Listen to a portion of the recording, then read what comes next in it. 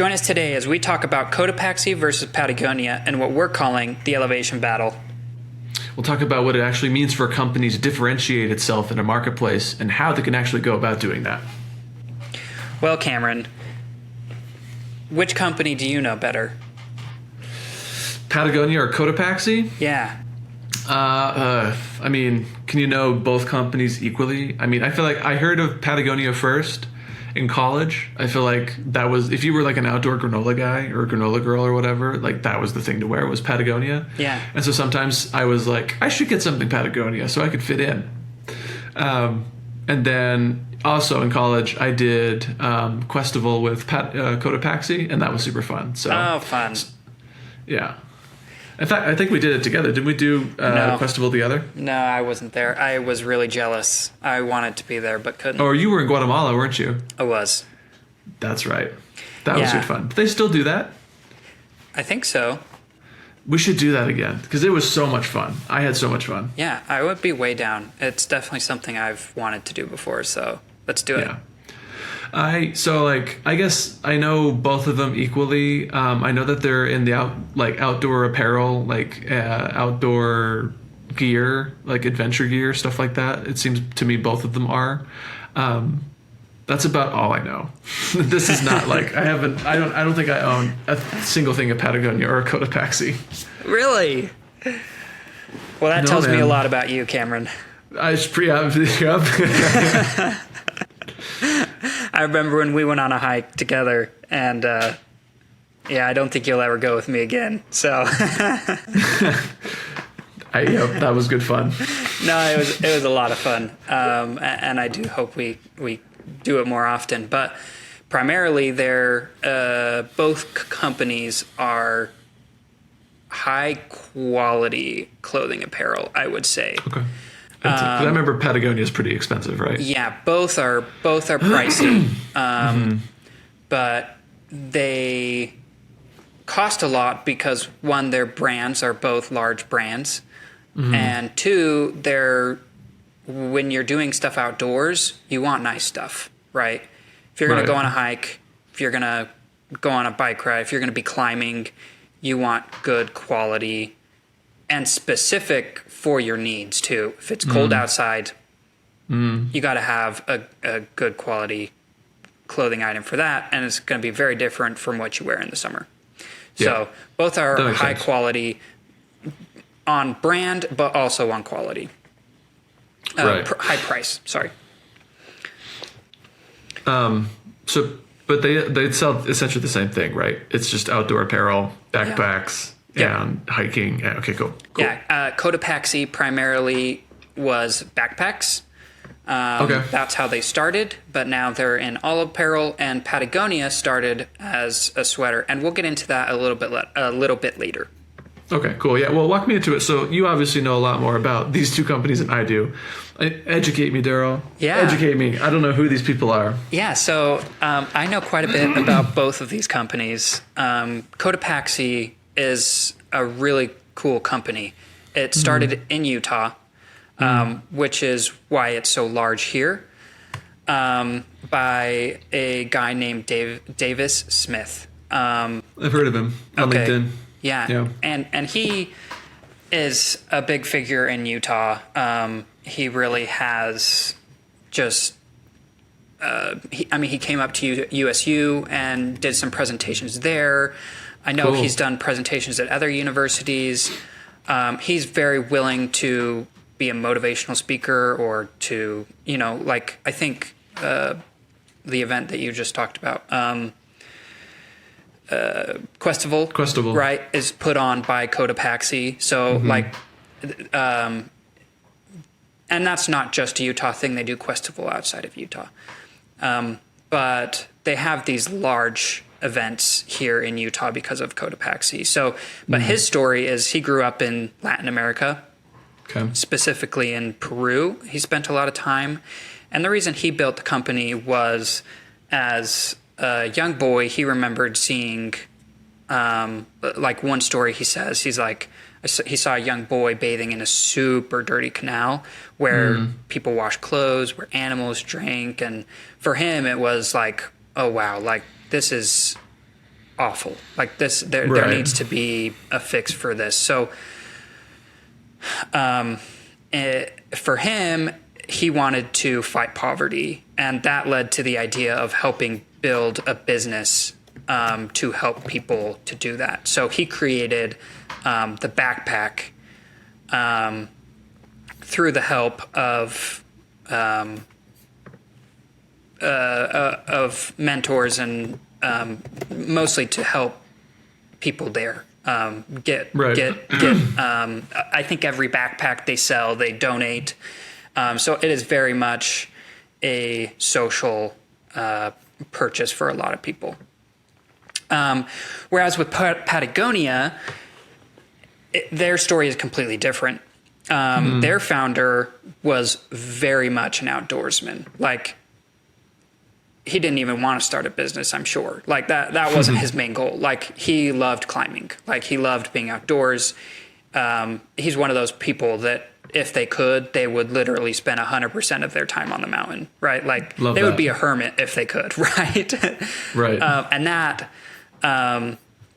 led to, okay, like, if I want to live in this place, how do I make it sustainable? So he found a problem with pitons, which you probably don't know what those are, but they are a device to help you climb a mountain. And the ones that were being used broke really easy. They would stay in the rock. They were just really poorly made. So he literally went in his backyard and started making pitons that were stronger, lighter, better, wouldn't break.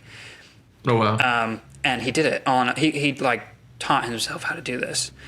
But after a while, like, those were becoming so popular, they were also ruining the mountain. So why? Because they just stick to the mountain and you can't get them out or something like that? Well, they were just leaving holes. So he then invented a device that would go into the cracks, would expand, and then you could climb and then release it. So it was using holes already in the mountain. So oh, cool. It was an even better solution. But how it got into clothing was he had kind of gone down this route with the co-founder, and they had kind of started parting ways a bit. And one of his problems as well was finding clothing that was good, that was a better version of wool, because when wool gets wet, it gets really stinky. It's awful. Like, wool is awesome because of how warm it is, but then if it gets wet, it's terrible. Exposed. Yeah. So he like really wanted to solve this problem, and he did. So he found and coined something called chinchilla fleece. So it is the first wool-like substance that's comfortable and moisture resistant. So he created a snap tee pullover fleece made out of that chinchilla fleece, and that was his first clothing item that really took off. I love that name. That's fun. Yeah, right? Chinchilla fleece. Chinchilla fleece. I love that. Yeah.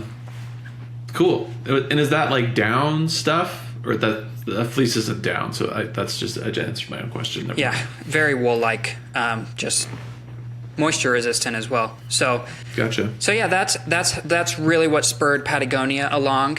They became this big apparel company. He even realized that how they were making it was bad on the environment. So he told people to stop buying it. And it just completely boosted the sales. They were like, "Oh wow, we love you." Barbra Streisand effect. Yeah. And since then, they've improved and made it so that the product isn't as bad on the environment. So, gotcha. But he's all about the environment, and people love Patagonia because of the environment. In fact, when he sold the company, he literally donated all of it for environmental causes, and he lives in an apartment now. That's crazy. Yeah. So it's wild how environmentally sound this guy is. He's all about it. So they all do outdoor gear. So they're doing backpacks, they're doing wind breakers, they're doing fleeces and down jackets and all that stuff. Yep. And it sounds like Patagonia is focused on doing no harm to the environment, whereas Cotopaxi is a little bit more about like social good or something like that. Yeah. Okay. Yeah. Did you ever hear of their marketing stunt they pulled at BYU?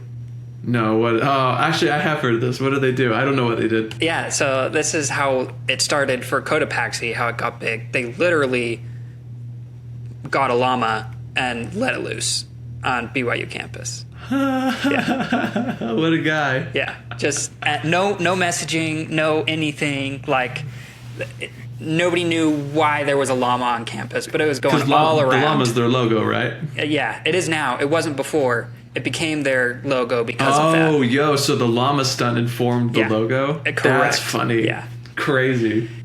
Yeah, so that's how it got big here in Utah was let a llama loose.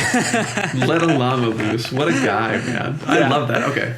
So how are they differentiated, if they are at all? I mean, it seems like they are.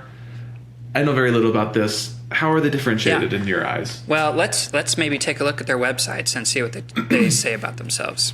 Yeah, okay, cool. So let's take a look at Cotopaxi first.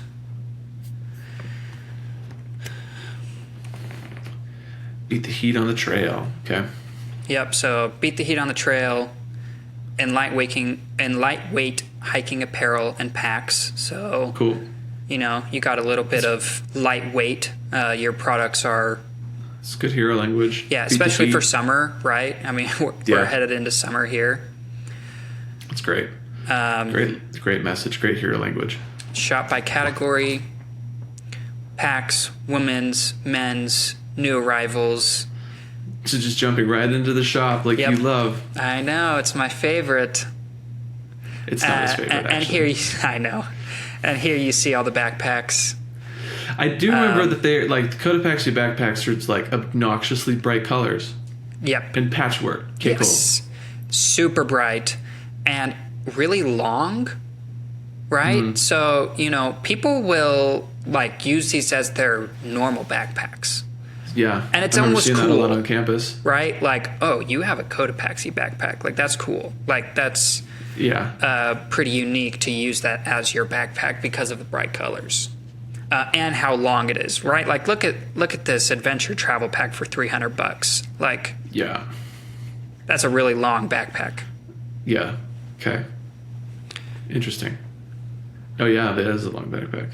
Gear for good. Okay. So right here we're seeing their main logo. You'll see this on a lot of cars, on a lot of like everywhere is do good. Right, that's their motto. Good. I remember that at Questival. Yes. That was a big thing, and it still is. Right, like that's his whole thing is do good, and not just to fight poverty overseas, but like he's all about just like becoming a better version of yourself. Of like do good around you, do good wherever you're at. So,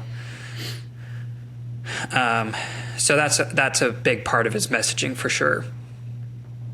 Are all of their is there apparel that bright and crazy as well? Yeah, for sure, right? I mean, look at this jacket. Yeah.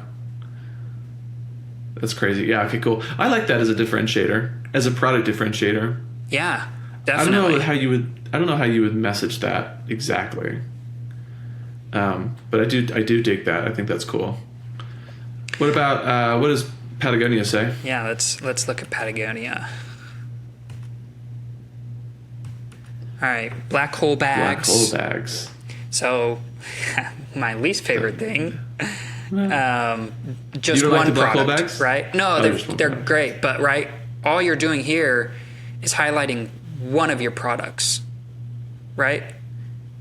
That is one product that they are highlighting, and that's it on the very front page, the very first thing you see.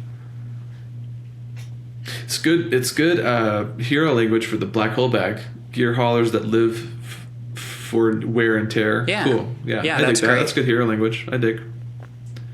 And then we jump into is it the shops? Yeah. Well, it was up here too.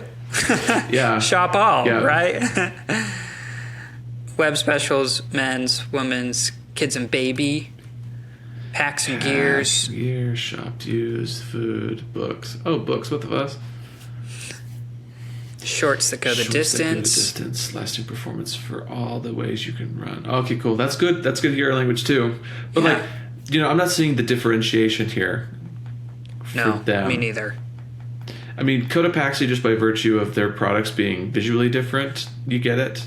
Yeah. But yeah, like none of this is differentiated in my mind from a messaging standpoint. Yeah, no way. Okay, here's something. Okay, yeah. We guarantee everything we make. We take responsibility for our impact. We support Cool. grassroots activism. We keep your gear going. We give our profits to the planet. Cool. Those are Okay, so great. that's cool. Yeah, I think it's cool. It almost bumps into them playing the hero. It almost bumps into it. Okay, yeah. Because it's a lot of we. We guarantee. We take responsibility. We support. We keep your gear going. We give our profits to the planet. It's very much like, we're the shiz. Here's 5 reasons we're the shiz.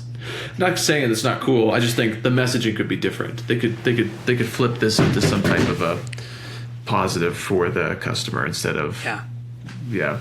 Doesn't Cotopaxi give 1% to the planet as well, or 1% of their revenue to some social good or something like that? Yes. I don't know the exact amount. I'm pretty sure it's 1%. I read it was 1%. But this is Maybe that was like better for than me. activism specifically, Yeah. not necessarily like planet, like eco-friendly. That's not necessarily the same. But both of them are certified B Corps. Cool. If you know what that means. Okay, so do you think that they're differentiated? Based on their websites, I see very little difference between the two. Yeah, I guess like the aesthetics of the brand. But could you build a competitive advantage off of that? Could you build a long-term competitive advantage off of that? Maybe. And honestly, it seems like they've done a good job. Yeah. Low key. But do you think they're direct competitors of each other? Yes. Yeah. So I think a large part of their differences is their target audiences. I know they're both outdoors, right? Yeah. Outdoor companies, but Patagonia is like, okay, you're actually serious, right? You're a serious outdoorsman. Okay. Whereas Cotopaxi is like, oh, you're a hip outdoorsman, right? So it's like social signaling. Yes, you're good. Gotcha, okay. You put a llama loose on BYU Provo, right? Like that's what they're saying, right? Like, Right. we're cool, right? Like if you wear our stuff, whether it's in class or on the mountain, like you're cool. Right. You're hip. That's cool. I'd love to see that more in the messaging. I mean, I think Cotopaxi, just by virtue, like I said earlier, just by virtue of their products being so bright and vibrant, like visually different, I think that's cool. But like their messaging was the same. I mean, they make their gear for specific outdoor problems, but that's not. I'd love to see more about why they're or how they're different in some way. I'm sure they are different, and maybe the differences in social impact or philanthropic preferences is enough to differentiate them. I'm not sure. Yeah. And I think I think Patagonia did a good job of displaying that on their website. Yeah. But yeah, I mean, like in my mind, after reviewing both of them, I'm like, I don't know, man. Like, I guess you would go off of vibes. Yeah. Like, what vibe do you want? Well, I think what is so interesting about it is like Patagonia is old, right? Like it's probably like 30 years older than Cotopaxi, at least. It could be even more than that. So Right. like, how does Cotopaxi come in and be different and actually capture some of that outdoor market? I think Right. that's what's so interesting. And I think that's how they did it initially, right? Like putting the llama forth, like that was a big thing of showing people, hey, buy our stuff because we're cool, we're funny, Because we're crazy. right? Because we're crazy. llama We crazy. have crazy colors, and we have these fun festivals, and we want you to go outside and have fun, right? Like you don't have to be a crazy climber that like goes and climbs the mountains 5 days of your 7-day week, you know? Right. But Right. like, yeah, go do it sometimes, right? Like go enjoy the outdoors because that's what it's made to be for. So we're going to create products for you that you can go buy and go enjoy life. Yeah, I mean, I think that's cool, and I think how would you do that? I think that's a differentiated product for sure, and maybe a differentiated audience as well. I just would love to see that in the messaging somewhere. Yeah. I don't know how you would do that off the top of my head, but I think there is a way you could talk to each individual audience in a unique way that's specifically to them, and that I think that would create the wedge. Your competitive wedge would just be making sure you understand your target audience and building your products to them, and then obviously figuring out, what's my product language? How am I going to clearly and consistently communicate the difference here? And maybe that's just by virtue of speaking directly to a specific demographic. But I do remember. Okay, cool. So now that you're telling me all of this, I do remember that the feeling I would get talking to someone that was in Patagonia gear versus someone that was in Cotopaxi gear. And maybe this is me just retconning this in my mind, but I do remember, I remember feeling like, okay, the Patagonia people is exactly what you're saying. Like these guys were the ones that were actually going hiking and climbing on the weekends, or they would go bouldering and they'd go do crazy stuff like whitewater rafting and all that. And then Cotopaxi was just like the cool, like whatever. It was just cool to have a Cotopaxi backpack because it was crazy, crazy colors or whatever. Yeah. It was much more of a vibe. It was less like the skill of an outdoorsman. It was just like, I'm here for a vibe. Oh yeah. So that's interesting. Yeah, I think that, it's putting this really fine line of Cotopaxi has to seem like they're an outdoors company, but like cater it towards people who actually only do it very few, right? That don't actually do it very often, but they want to feel like they're Patagonia, right? Like they want their customers to feel like they're outdoorsy.